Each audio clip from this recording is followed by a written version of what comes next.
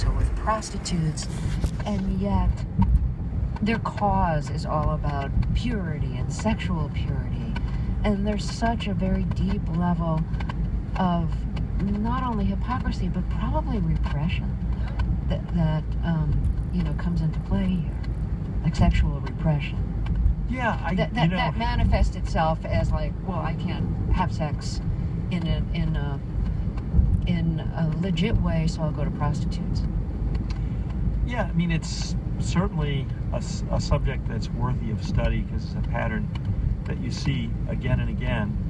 And I mean, I've noticed in putting together this book and sort of looking at the timeline that Anwar al-Awlaki, when he lived outside Washington, did a video for the Washington Post about Ramadan, explaining the holy month of Ramadan.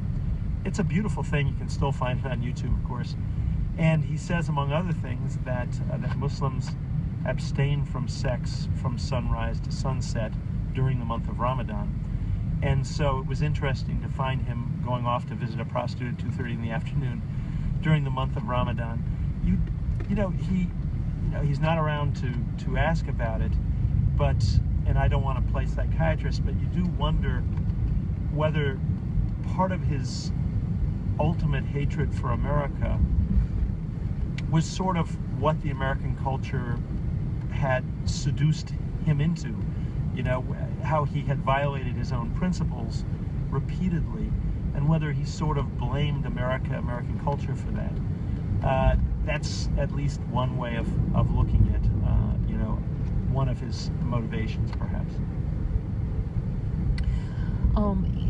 We haven't spoken much about Obama during this interview, but, part of your book is about how Obama went from, vowing to create better relations with Muslim countries and to end or downscale the wars that were started by the previous administration. But, this situation changes, and he ends up, using more drone strikes than President Bush did, including the drone strike, of course, that killed Anwar al-Awlaki and that killed his al-Awlaki's son. Have you had a chance to talk directly with President Obama about his use of drone strikes and about what it's like for him when people who were not targeted are killed, people such as Anwar al-Awlaki's son? I have not had an opportunity to talk to President Obama. I asked the White House for an interview, and it was turned down, not surprisingly, I think, on this topic. But President Obama has actually spoken a good bit about drones, and particularly in a 2013 speech that was devoted to this. Sort of the heart of the speech is about al-Awlaki.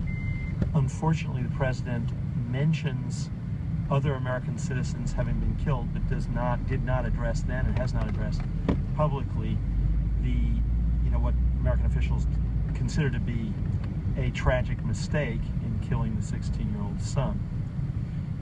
One thing, Obama ran against the big wars that George W. Bush had started, the big war in Afghanistan and the big war in Iraq, which he saw as counterproductive in many different ways. And he arrived wanting to pull out of both wars, and